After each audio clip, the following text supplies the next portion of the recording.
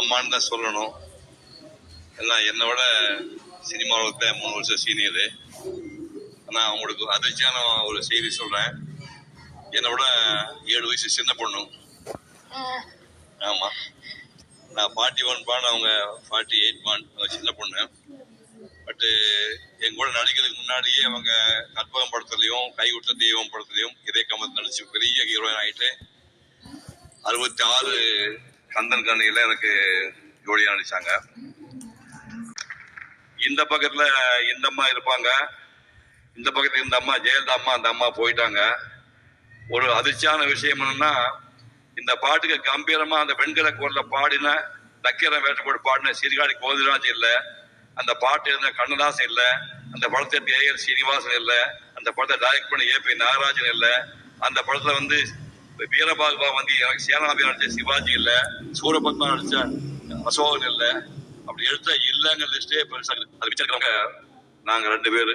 இந்த சூழ்நிலையில இந்த அம்மாவுக்கு இந்த விருது கொடுக்கறது அளவில்லா இல்ல. இது ஒரு விஷயம் சொல்லணும்னு நினைக்கிறேன். நான் இண்டஸ்ட்ரியில வந்த உடனே எல்லாரும் என்கிட்ட கேட்டது சொன்னது ஸ்மைல் ரொம்ப அழகா இருக்கு. அம்மா கம்பேர் பண்ணி என்கிட்ட சொன்னாங்க, புன்னகை இளவரசின்னு உங்களுக்கு நாங்க பட்டம் கொடுக்கலாம் நினைக்கிறோம் அப்படிலாம் சொல்லும் போது எனக்கு ரொம்ப ஆச்சரியமா இருக்கு. ஏன்னா அம்மோட ஸ்மைல் பாத்தீங்கன்னா அவ்வளவு தெய்வீகமான ஒரு ஸ்மைல். அவ்வளவு அது என்ன ஒரு இஷ்யூவா இருந்தாலும் அவங்க பேச பார்த்தா அவ்வளவு காமிங்கா இருக்கும். நிறைய வாட்டி கண்ணாடி மொழி சிரிச்செல்லாம் பாத்திருக்கேன். அப்படியே இருக்கேன்னு சொல்லிட்டு சோ அம்மாவுக்கு தான் ஃபர்ஸ்ட் நான் நன்றி சொல்லணும். ஏன்னா அரசி இருக்கிற இடத்துல எனக்கு ஒரு இளவரசியா கொடுத்ததுக்கு நீங்க தான் பெரிய காரணம்னு நினைக்கிறேன். அண்ட் எல்லாரும் என்கிட்ட ஒரு கேள்வி கேட்பாங்கம்மா, எப்படி இவ்வளவு அழகா சிரிக்கிறீங்கன்னு. அந்த கேள்வி நான் உங்ககிட்ட கேட்கணும்னு நினைக்கிறேன். ரொம்ப கஷ்டமான ஒரு பதில் தானே? எனக்கு தெரியாது. அதுதான் என்கிட்ட எல்லாரும் இந்த கஷ்டமான ஒரு கேள்வியை கேட்பாங்க. நீங்க எப்படி இவ்வளவு அழகா சிரிக்கிறீங்க? அழகா சிரிக்கிறது இல்ல, ஒரு சிரிப்பு காமிச்சு சிரிக்க வேண்டியதுதான். நல்லதான்.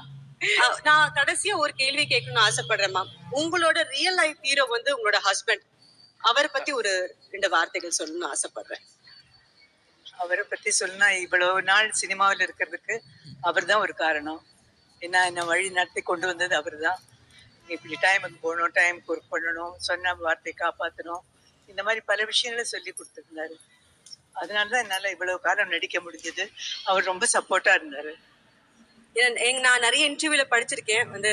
நிறைய விஷயங்கள் உங்களுக்கு சொல்லி கொடுத்திருக்காரு. அண்ட் உங்களுக்கு அவ்வளவு சப்போர்ட்டிவா இருந்திருக்காரு. அதனால அவரை பத்தி கேட்கணும்னு ஆசைப்பட்டேன். நீங்க கேட்டீங்க வந்துடுச்சு. ஓகே, ரொம்ப அழகா இருக்கு மேம். அந்த ஸ்மைல் பாருங்க.